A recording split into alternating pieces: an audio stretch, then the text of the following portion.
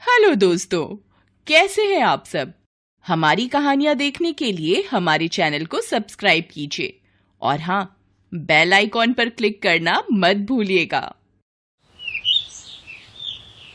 गरीब घर की लड़की सुजाता चौहान परिवार की बहू बनकर उनके घर आ जाती है। शादी के दूसरे दिन सुजाता देखती है कि घर की सारी साफ सफाई उसकी सास कमला अकेले ही कर रही है। कमाल है, इतना अमीर घर और घर की सफाई माँ जी खुद ही कर रही हैं। माँ जी, आपकी साफ सफाई क्यों कर रही हैं? तो और कौन करेगा बहू, मेरा मतलब है कोई नौकरानी नहीं है घर में। नहीं नहीं, नौकरानी के काम मुझे बिल्कुल पसंद नहीं, और जब अभी हम हैं इस घर में तो नौकरानी की क्या ही जरूरत है। अच्छा तो फिर आप रहने दीजिए, ये सब मैं कर लेती हूँ। अरे नहीं, तेरी अभी अभी शादी हुई है, 2 दिन आराम कर ले, फिर तुझे तो संभालना है ये सब। फिर सुजाता अपनी सास के हाथ से झाड़ू ले लेती है और खुद ही घर की साफ सफाई करने लगती है। कुछ ही घंटों में सारी साफ सफाई कर लेती है, जिसके बाद घर के खाना बनाने से लेकर कपड़े धोने तक का काम भी वो खुद ही करती है।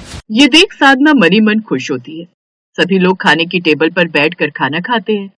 खाना खाने के बाद कमला अपनी बहू से, ऐसा कर बहू, तू आराम कर ले, सुबह से काम करके थक गई होगी ना, मैं तब तक बर्तन धो दूंगी। अरे नहीं नहीं माँ जी, आप कैसी बातें कर रही हैं, मैं आपसे झूठे बर्तन धुलवाऊंगी क्या, आप आराम कीजिए। कमला तो जैसे यही चाहती थी। वो खा पी कर आराम से अपने कमरे में चली जाती है। बेचारी सुजाता के हाथों की मेहंदी भी नहीं छूटी थी, लेकिन उसे इतना काम करना पड़ता है। लेकिन फिर भी वो अपने ससुराल में बहुत खुश थी, क्योंकि इतना काम तो उसने अपने मायके में भी किया हुआ था। फिर अगले दिन, बहू, मेरी सहेली लता का फोन आया था। वो मुझे शॉपिंग पर चलने के लिए कह रही थी। मैं घर पर बैठे बैठे बोर हो रही हूँ, इसलिए सोचा उसके साथ शॉपिंग पर हुआ हूँ। तुम पीछे से घर का ध्यान रखना और हाँ, सारा काम निपटा लेना। छत पर जो कपड़े डाले हैं सूखने, उसे भी उठा लेना। जी ठीक है माँ जी। कमला बैग उठाकर शॉपिंग पर चली जाती है। शाम को वो शॉपिंग से लौटते वक्त अपनी सहेली लता को भी घर ले आती है। बहू, सुजाता बहू, ऐसा कर जल्दी से हमारे लिए अदरक वाली चाय और गर्मा गर्म पनीर के पकौड़े ले आ, और प्याज के और पालक के भी बनवा लेना। हाँ हाँ, जा बना कर ले आ। वो बेचारी फिर से रसोई में जाकर पकौड़े और चाय देकर चली जाती है। जिन्हें खाने के बाद, वाह कमला, तेरी बहू तो बड़ी अच्छी है जो इतने सारे काम इतनी जल्दी जल्दी कर लेती है, ऊपर से इसके बाद भी चेहरे पर मुस्कान रहती है। इसीलिए तो इस गरीब लड़की को बहू बनाकर लाई हूँ। अरे बहू हमारी नौकरानी है, वो भी 24 घंटे सर्विस देने वाली, जिससे जब मर्जी काम ले लो, और उससे भी अच्छी बात, हमें कोई तनख्वाह भी नहीं देना पड़ता। नौकरानियों के तो नखरे भी झेलो, ऊपर से हर हफ्ते छुट्टी लेती हैं वो अलग। वाह क्या दिमाग लगाया तूने।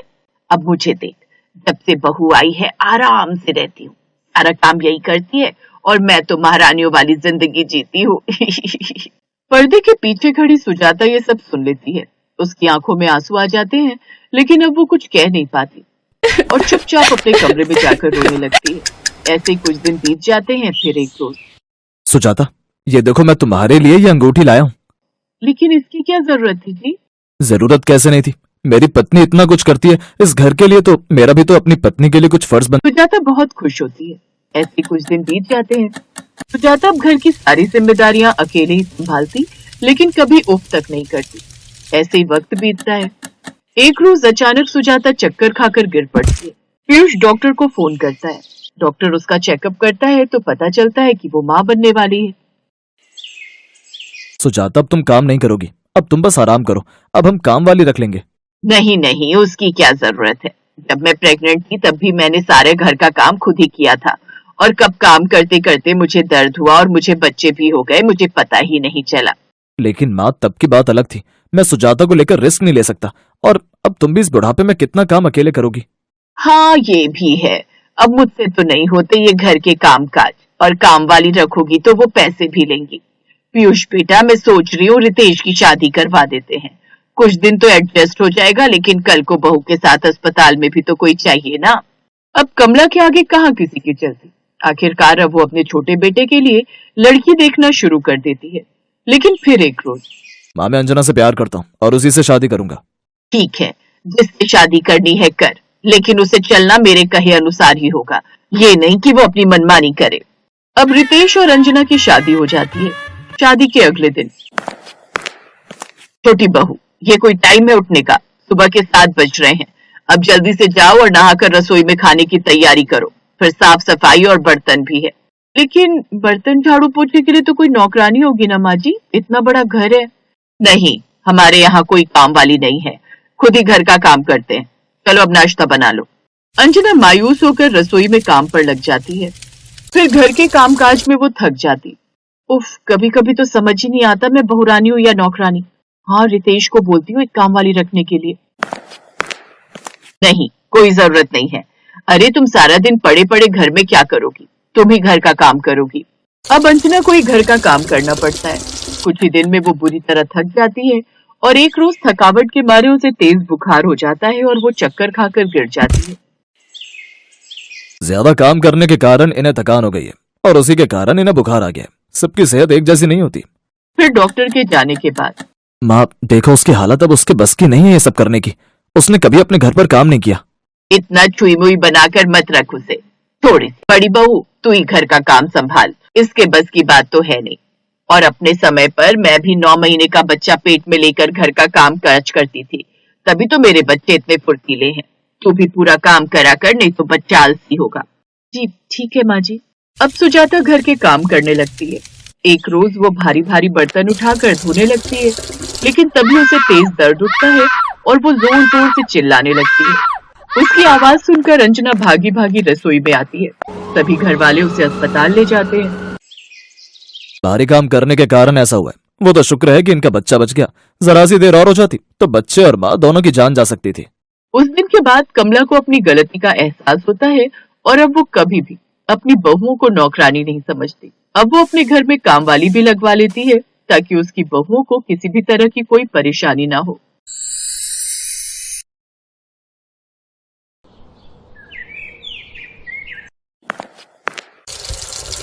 माँ, बन गया हलवा? अरे अभी कहाँ, पहले बर्तन धो लूं फिर बनाऊंगी। जल्दी करो ना माँ, मुझे भूख लगी है। अरे जल्दी कैसे कर दूं? अब जितना टाइम लगेगा उतना तो लगेगा ना। मेरे पास कोई जादू की छड़ी थोड़ी ही है कि बस घुमाई और हलवा तैयार। अरे अब हंस क्यों रहा है? अगर हमारे पास सच में जादू की छड़ी होती ना माँ, तो मैं आपसे खाना बनवाता ही नहीं। उससे घुमाकर पहले पिज्जा मंगवाता और फिर उसके बाद मोमोज। हे राम, इस लड़के का कुछ नहीं हो सकता। मैं इतनी मेहनत करके इसके लिए इतना अच्छा अच्छा खाना बनाती हूँ और एक ये है, बस पिज्जा और मोमोज खाने हैं इसे। अरे अभी तो खाया था ना तूने पिज्जा। है? कब? तेरे जन्मदिन पर नहीं खिलाया था तुझे? माँ, मेरा जन्मदिन कई महीने पहले था। हाँ, तो रोज रोज खाना भी नहीं चाहिए। और वैसे भी जो बात देसी में है वो इन विदेशी चीजों में कहाँ। देसी घी, देसी खाना, देसी रहना, देसी पहनना। बस करो माँ, मैं खेलने जा रहा हूँ। जब हलवा बन जाए तो आप मुझे बुला लेना, ठीक है? अरे लेकिन सुन तो। हाँ, चिंता मत करो, मैं कोई देसी खेल ही खेलूंगा। ये लड़का भी ना। ये है लता और उसका बेटा कमल। लता और कमल एक बड़े शहर के छोटे से इलाके में रहते थे। लता के पति राजा राम की एक हादसे में मौत हो गई थी। राजा राम एक छोटी सी दुकान चलाते थे और उनकी मौत के बाद लता ही अब उस दुकान को संभालती थी, साथ में अपने बेटे कमल का भी ख्याल रखती। फिर कुछ देर बाद, कमल आजा, खाना बन गया है। बन गया हलवा? हाँ हाँ बन गया, जल्दी से खाकर बता कैसा बना है। बहुत अच्छा बना है। देसी घी की अलग ही खुशबू आ रही है। आएगी कैसे नहीं, वो घी भी तो देसी है ना। हाँ बोल। बस करो माँ, अब चुपचाप हलवा खाने दो मुझे। लता की देसी देसी की रट सुनकर कमल हंसने लगा और उसे परेशान करके लता भी हंसने लगी। दोनों माँ बेटे इसी तरह हंसते मुस्कुराते रहते थे। कमल जहाँ मस्त मौला लड़का था, तो वहीं उसकी माँ लता थोड़े पुराने ख्यालों की थी। उनका मानना था कि सादगी ही सबसे अच्छी चीज है। उसे मॉडर्न कल्चर बिल्कुल पसंद नहीं था। इस बात पर कई बार कमल और लता में हल्की सी बहस भी हो जाती थी, लेकिन आखिर में कमल ही हार मानकर उस बहस को खत्म कर देता था। ऐसे ही कई महीने बीत गए और फिर। अच्छा माँ, 4 दिन बाद पता है ना क्या है? हाँ हाँ, कैसे भूल सकती हूँ, तेरा जन्मदिन आ रहा है ना। हाँ तो बताओ, इस बार मेरे बर्थडे पर क्या दोगे मुझे? अरे ऐसी चीज दूंगी कि तू खुश हो जाएगा। अच्छा, ऐसा क्या देने वाले हो? वही ढेर सारा देसी घी, देसी खाना। माँ एक काम करो, 1 बोतल देसी दारू भी दे दो, वो भी अच्छी होती होगी ना? हट बदमाश कहीं का। और नहीं तो क्या, जब देखो देसी देसी। रहने दो, मुझे कुछ नहीं चाहिए अब। और फिर आखिरकार कमल का जन्मदिन आ गया। कमल ने अपने सारे दोस्तों को अपने घर बुलाया और लता ने कमल के सारे दोस्तों के लिए घर पर ही खाना बनाया था। मटर पनीर, रायता, आलू गोभी की सब्जी और पराठे। तभी लता की नजर कमल की एक क्लासमेट पर पड़ी जिसने थोड़ा छोटा टॉप पहना हुआ था। टॉप के नीचे उसका पेट दिख रहा था। लता काफी देर तक उस लड़की को घूरती रही और फिर जब उससे नहीं रहा गया तो वो उस लड़की से बोली, बेटी तुम्हारा नाम क्या है? आंटी मेरा नाम रिया है। हाँ तो रिया बेटी, तुम अभी भी अपने बचपन के कपड़े पहनती हो क्या? सॉरी आंटी मैं कुछ समझी नहीं। अरे बेटा कम से कम ऐसे कपड़े पहना करो जिसमें तुम्हारा शरीर तो पूरी तरह से ढक जाए। जी जी आंटी जी। लता रिया से ये बात कहकर वहाँ से चली गई, लेकिन इस बात से कमल बहुत घबरा गया। अब उसे लगने लगा था कि उसके दोस्त उसका मजाक उड़ाएंगे, इसीलिए उसने किसी के कुछ कहने से पहले ही उन्हें समझाने की कोशिश की। वो मम्मी ना थोड़ी सी फनी नेचर की है। ओह अच्छा, और मुझे लगा कि वो मेरा मजाक बना रही है। नहीं ऐसी कोई बात नहीं है, तुम लोग एंजॉय करो ना। शाम को जब कमल के सारे दोस्त चले गए तब कमल अपनी माँ लता के पास गया और बोला, मम्मी क्या कर रहे हो आप? क्यों, क्या हुआ? अरे आपने रिया को ऐसे क्यों बोला? पता है वो कितने बड़े घर से है। होगी बड़े घर से, लेकिन मुझे इतना पता है कि उसके संस्कार बहुत छोटे हैं। बताओ कैसे बेशर्मों की तरह पेट दिखाती फिर रही थी। तू दूर ही रहना उससे, समझा? अरे पर क्यों? वो वैसे ही कपड़े पहनती है, उसमें बुराई क्या है? माँ उसका नेचर। देख कमल, मैं इतना जानती हूँ कि इस तरह की लड़कियों में ना शर्म होती है और ना ही लिहाज, और इनके चक्करों में मत आना। एक नंबर की धोखेबाज और चालबाज होती हैं ऐसी लड़कियां। तो कौन सी लड़की होगी जो आपके हिसाब से अच्छी कहने लायक होगी? होती है ना, कभी किसी गरीब घर की लड़की को देखना कैसे सादगी से रहती है, सीधे सादे कपड़े मगर संस्कारों से भरे हुए। कमल आज मेरी एक बात और ध्यान से सुन ले, तू कहीं से भी बहू ले आना, लेकिन वो रिया जैसी लड़की को मेरे घर कभी मत लाना, समझा? आखिर में कमल ही चुपचाप कमरे से गुस्से में बाहर निकल गया। कमल एक बात तो अच्छे से समझ गया था कि वो कभी किसी मॉडर्न लड़की से शादी नहीं कर पाएगा और किसी सीधी सादी लड़की से वो शादी करना नहीं चाहता था। बड़ी दुविधा थी, पर तब कमल भी सिर्फ 16 साल का ही हुआ था। ऐसे कई साल बीत गए और अब कमल एक कंपनी में नौकरी करने लगा था। फिर एक शाम जब कमल काम से वापस लौटा तो उसने देखा कि लता बिस्तर पर लेटी हुई थी। अरे माँ क्या हुआ, आपको बुखार है क्या? नहीं, वो बस थोड़ा सा ऐसे ही। अरे कितनी बार कहा है कि अब आपकी उम्र नहीं है काम करने की, पर आप तो मेरी बात मानोगी नहीं। मैं आज आखिरी बार ये कह रहा हूँ, या तो अपने पसंद की कोई काम वाली ले आओ, वरना फिर मैं ले आऊंगा कोई स्कर्ट वाली मेड। ना बाबा ना, मैं ही ढूंढ लूंगी कोई शरीफ सी, तू रहने दे। कमल अपनी माँ की बात सुनकर हंसा और अपने कमरे में चला गया। फिर अगले दिन जब कमल काम से लौटा तो उसने देखा कि उसके घर के हॉल में एक लड़की पोछा लगा रही थी। वो दिखने में बहुत ही सुंदर थी। उसने बहुत सादा सा सूट सलवार पहना हुआ था, लेकिन उसमें भी वो बहुत सुंदर दिख रही थी। उसे देखकर कमल चौंक गया। कमल उस लड़की की तरफ बढ़ा ही था कि तभी लता वहां पर आ गई। अरे आ गया तू, ये आराधना है, अनाथ है बेचारी, मुझे बाजार में मिली जब मैं सब्जी लेने गई थी।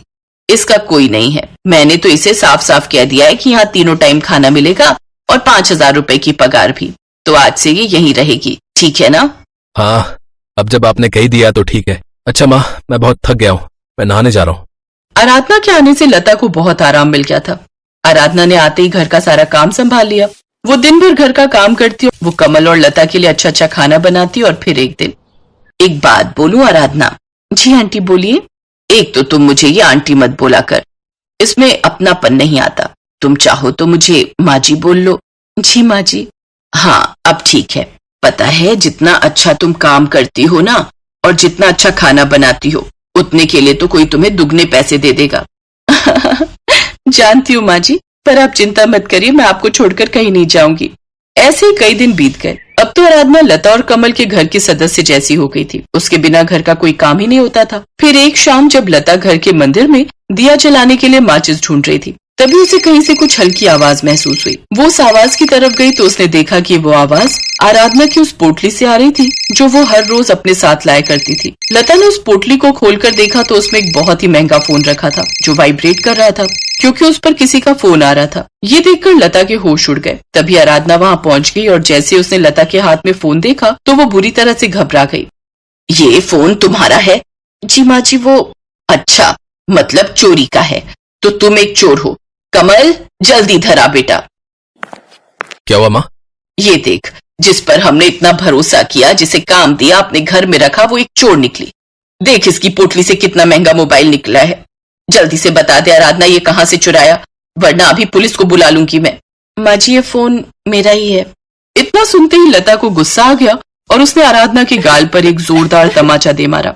ये देखते ही कमल आगे आया और आराधना का हाथ पकड़कर उसे अपने पीछे करते हुए बोला, ये क्या कर रही हो माँ? मेरी छोड़, तू ये क्या कर रहा है? क्यों बचा रहा है इसे? क्योंकि मैं प्यार करता हूँ इससे।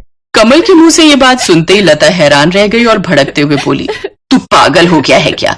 इस काम वाली से, जिसके ना खानदान का पता न जात बिरादरी का, और तो और ये एक चोर भी है, इसे तू मेरे घर की बहू बनाएगा? माँ, ना तो ये काम वाली है और ना ही चोर। शहर के सबसे बड़े टेक्सटाइल बिजनेसमैन की इकलौती बेटी है ये आराधना। दर्जनों गाड़ियां और कम से कम 10 नौकर काम करते हैं इसके घर पर। इसका घर नहीं है, महल है महल। ये मेरे ऑफिस में ट्रेनिंग के लिए आई थी। उसी दौरान हम दोनों एक दूसरे को पसंद करने लगे। पर ये स्कर्ट पहनने वाली लड़की आपकी बहू कभी नहीं बन सकती। ये बात मैं जानता था, इसलिए मैंने इसे साफ साफ कह दिया था कि मेरी माँ को देसी लड़कियां पसंद है, ना कि इसके जैसी मॉडर्न।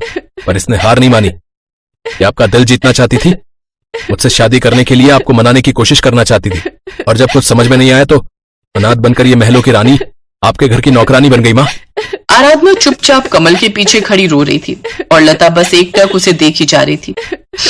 अच्छा, एक बात तो बताओ, शादी में लहंगा पहनोगी ना, या फिर शॉर्ट स्कर्ट में ही फेरे लोगी? हाँ? लता की बात सुनकर आराधना दौड़कर उसके गले लग गई। लता को एहसास हो गया था कि उसके बेटे की पसंद वाकई तारीफ के काबिल है और उसकी पुरानी सोच बदलने के लायक। हेलो दोस्तों, कैसे हैं आप सब? हमारी कहानियां देखने के लिए हमारे चैनल को सब्सक्राइब कीजिए और हाँ, बेल आइकॉन पर क्लिक करना मत भूलिएगा।